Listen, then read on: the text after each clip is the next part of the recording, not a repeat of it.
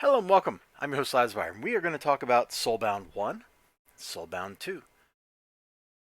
This turned out to be a pretty fun little fantasy, young adult adventure story kind of thing. And it's got a few little twists.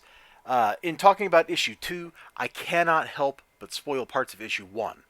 I apologize for that, but I'm going to show you things when I'm talking about this over here that they're necessarily going to spoil things from over here. It's really hard to talk about chapter 1 of a book without explaining a little bit about chapter 2 of a book without explaining a little bit about chapter 1 of the book. So I hope you can understand the dilemma. I normally try to be as spoiler free as possible, but sometimes you just can't avoid it. So anyway, let's take a look. This book is on newsprint, and you can tell from the advertisement on here it was probably part of the alternative printing partnership, which there's nothing wrong with. And in fact, that is a pretty fun little story if you haven't read it. Go on Tapas and look up My Tenchi Life. It's actually kind of fun. I haven't checked in on it in like a year or something, so I don't know if there's more since I read it, but I remember enjoying it. I read the whole thing. I binged it in like 30 minutes. It was a good time. So we start off here in a fantasy world. Beautiful little fantasy kingdom. And we got people. And they're talking. We got a pregnant lady. We got a lady with a relatively young little infant. And they're close. These two people are close. And they want their children to be close. I mean, there's a... somewhere in here they're like, I hope they can get married together. Like, they're close. They want their families to be closer. And it doesn't seem to be like, a weird arranged political marriage. But all is not well. All is not kosher in Denmark.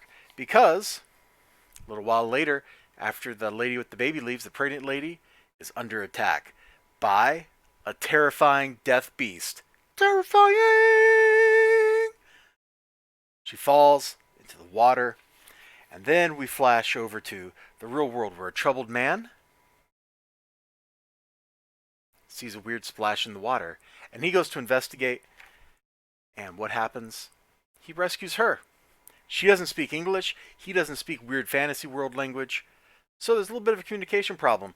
But we learn in the course of the next couple of pages that they got together. He raised her daughter. And there's still a connection between their kids. At least I think we're supposed to assume that those are the kids. That's definitely the daughter of the blonde lady. And that is presumably the little brown-haired baby from right there. So they're bound together. It's right there in the title. It's right there in the title. You can read that title for yourself, but it's right there. So we flash forward a little bit. She's in college, and she does not have a good relationship with her stepmom. Yeah, who's wearing her real mom's necklace, which is her necklace. And you can see these awkward, well-drawn expressions. Like, look at her face. Look at her face, man. It's right there. These are some great expressions, by the way. They're simple. There's not a whole lot of lines here. Like, we're not drawing all the little wrinkles around people's eyes and stuff. But just moving the eyes around like that, controlling the pupils, it's very effective for showing the emotions. Like, this is just like straight up surprise, shock, worry. The expressions tell the story. So she doesn't have a great relationship with her stepmom. Later, something happens. And if you don't want to get spoiled about issue 2, you just need to stop right now. You just need to stop right now. Right this second. Just boom, end the video. Please don't end the video. Unless you're just really afraid of spoilers about issue 2. Because right now, it looks like we're going to spend all this time in the real world. We're setting up some great interpersonal drama, a little coming of age. If this was a Hallmark movie, it would end with her and her stepmom reconciling, hugging, like 3 or 4 issues from now. And it would probably be a fun adventure. It'd be cute, a little sweet, a little heartbreaking. That's not what we got going on. She has an accident. And what happens during an accident? Well, If you're a certain genre of fiction, you get pulled into another world. Let's see, where do I want to pick up? I want to show you the dude, but I think we'll just jump right into here. Huh, she had something happen. I'm not going to tell you what, but it's pretty obvious. And she falls through the water, just like her mom did, into another world, just like her mom did. And look, it's her, brown-haired little boy. Well, he's not so little right now, but, you know, he's a young man, and he's brown-haired. Hmm. Could he be the same baby? It's almost like they're bound together and they were destined to meet again, right? Which is exactly what happens. And in keeping with parallels, like they meet, and what happens? Yeah, attack by the Death Beast. I don't know what this thing's named. I don't think it has a name at this point that we've heard, but boom. So we go from this drama in the real world to an actiony prison break, essentially, in the second issue. And it's absolutely fantastic. Look at this thing. It looks pretty scary. The action is well rendered. The looks on their faces are great. This reminds me, those facial expressions remind me of some really good web comics from about 20 years ago that probably don't even exist on the internet anymore, where the facial expressions, because you know a lot of web comics are just talking head type stuff, or they like focus on the faces, and the faces were always expressive because of that. That's kind of what's going on here, except we're getting like these whole body things to go with it, with action, drama, running. So they mount their escape, and oh man, do I want to show any more?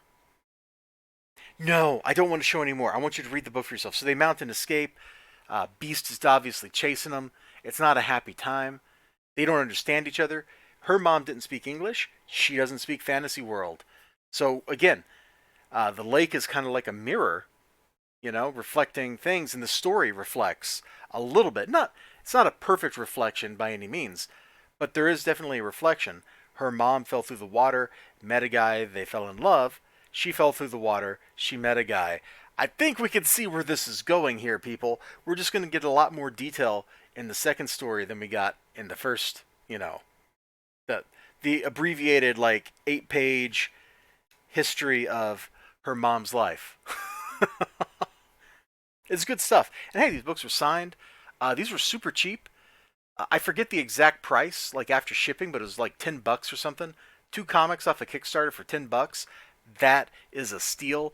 You are not making very much money, Paula Ritchie, right here. You are Mia Pierce, but maybe they paid Wes Loker good. But like the people that actually are like super involved in the IP, there's no way they're making any money on this book right now. One thing I'm going to criticize you for is no corner box and then having a corner box. It would have been nicer if your presentation had stayed the same. That's just my opinion, though, and you should take it with a grain of salt. That's probably the size of, like, something that's kind of big, but not like a pickup truck or something. That might be a little too big for a human being to swallow. Good times. I had a lot of fun reading these, and honestly, if I'm totally honest, I don't know that I was expecting to have as much fun as I actually did when I read them. Because looking through it when I was either unboxing it or when it was on stream, I forget when it happened, I was kind of like, huh. Got all this stuff that's like all fantasy. We got all this stuff that's like, the jarring jump between the real world and the fantasy world was kind of like, what? What's going on? Turned out, I was wrong. Any misgivings I had, totally misplaced. Good stuff. Check it out. I hope they run another Kickstarter or something soon so I can check out issue 3. I will have to go look and make sure that I'm not missing a Kickstarter for it right now. I don't know. Maybe I am. It's always good, when you're getting a crowdfunded book, taking that chance on something you don't know, and then you get it, and it turns out to meet or exceed your expectations. Like, that's a great feeling. I've been on the other side of that too, where I backed some stuff, and it's been late, and it just didn't live up to expectations or the hype at all. And that's a really bad feeling. That's a bad feeling for everybody. This, I did not have a whole lot of hype for, and turns out, and as I'm like whacking the cord connecting to my headset here, just like bam, die cord. You know, I liked it. There's nothing else to say. Boom, there's a thumbs up for you. Bye bye.